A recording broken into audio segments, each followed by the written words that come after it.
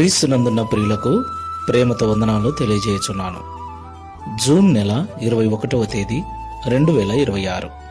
ఈరోజు దేవుడు మనకు చేస్తున్న వాగ్దానం ఏమిటనగా, కీర్తనల గ్రంథము 56వ కీర్తన 9వ చరణం.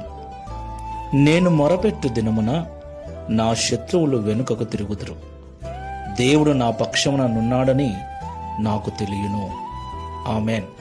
నా ప్రియమైన సహోదరి సహోదరులారా, దేవుణ్ణి నమ్మిన బిడ్డలమైన మనకు ఈ లోకంలో ఎన్నో బాధలు, ఎన్నో ఇబ్బందులు, ఎన్నో పోరాటాలు.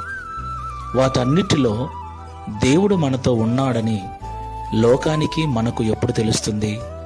అవన్నీ తొలగిపోయినప్పుడు తెలుస్తుంది. దేవునికి మహిమ కలుగును గాక.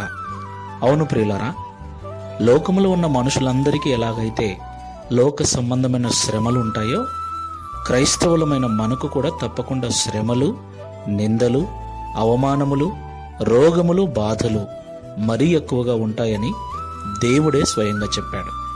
అయితే దేవుని నమ్మిన బిడ్డల వైపు లోకము చూసినప్పుడు, లోకము మనతో దేవుడున్నాడని నమ్మాలి అంటే మనకొచ్చిన సమస్యలు తొలగిపోవాలి, వాటన్నిటి నుంచి మనము విడిపించబడాలి.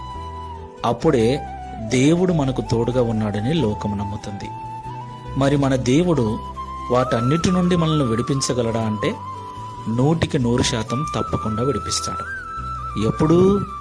మనము దేవునికి మొరపెట్టినప్పుడు. దేవునికి మహిమ కలుగునుగాక. దావీదు భక్తుడు అంటున్నాడు, నేను మొరపెట్టు దినమున నా శత్రువులు వెనుకకు తిరుగుదురు, దేవుడు నా పక్షమున ఉన్నాడని నాకు తెలియను. ప్రియులారా, దేవుడు మన పక్షమున ఉన్నాడు. ఆయన మనతోనే ఉన్నాడు.